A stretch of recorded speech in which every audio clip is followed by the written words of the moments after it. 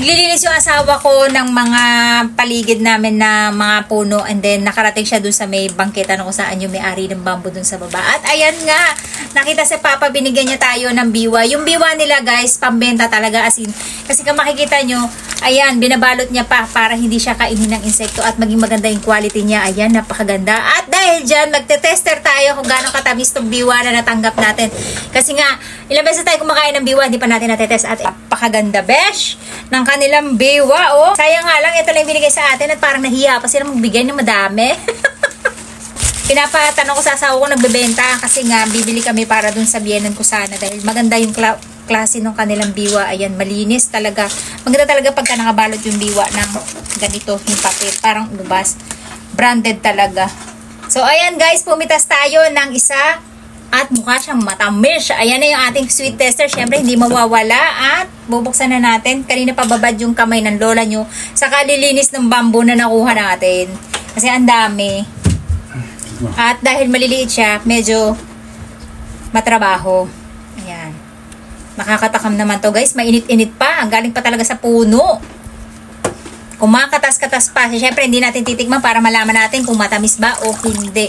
Usually, kapag nagsusukat ng ganito, dapat ay magaw kasi mainit-init pa siya. Baka bumaba yung sugar level niya. Dapat ay malamig-lamig. Ba yan? Pakakatasin lang natin. Kailangan ay unahin natin yung pag-check sa kanya. Kung ilan. Oh! 12! Ang taas niya, guys. So, ayan, guys. Ang sukat ng kanyang tamis ay nasa 12. Ang ibig sabihin ay matamis yan. Pero tataas pa yan kung hindi niya pa yan pinitas agad-agad.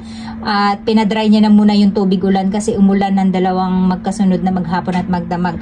Kaya medyo bababa talaga ang sugar level. Pero matamis na yan, 12 na yan. At tara, tikman natin kung talaga nga bang matamis. Tadakimasu!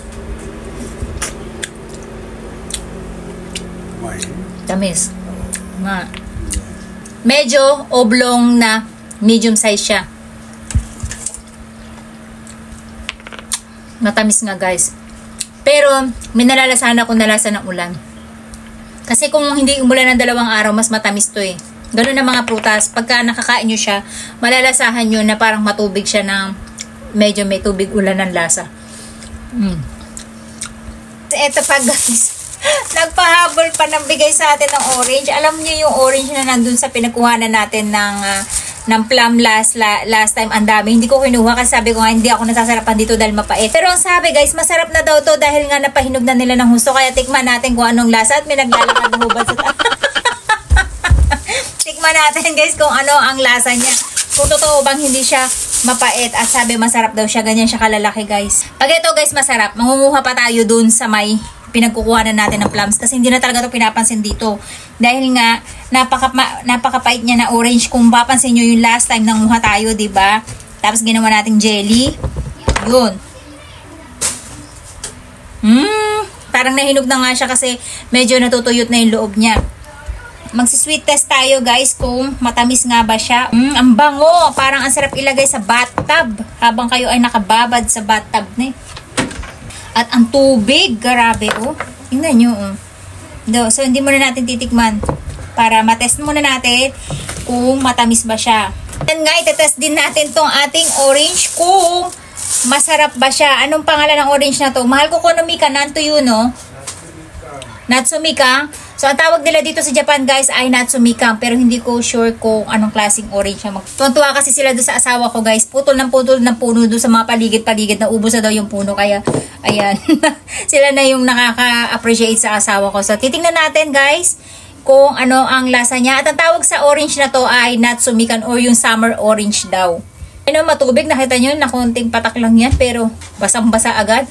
At silipin natin. Nasa 9 bricks lang ang sugar level ng kanilang tamis at tikman natin kung totoo nga bang matamis. Konting tamis lang siya siguro kasi 9 lang siya, no? Baka mas madami yung kanyang tubig na na-absorb sa ulan. Itadakimasu! Guys, totoo nga masarap. Umay! Ito ang ibig sabihin guys, hindi pa pala talaga hinog yung mga pinagkukuha natin nun. At yung 9 bricks lang niya, matamis na talaga guys. Matamis siya at yung asim niya na lesen, pati yung pait niya nawala. Masarap. Grabe ang tubig. May asim siyang konti, pero matamis na siya at matubig. Para kayo umiinom ng juice, ng orange juice.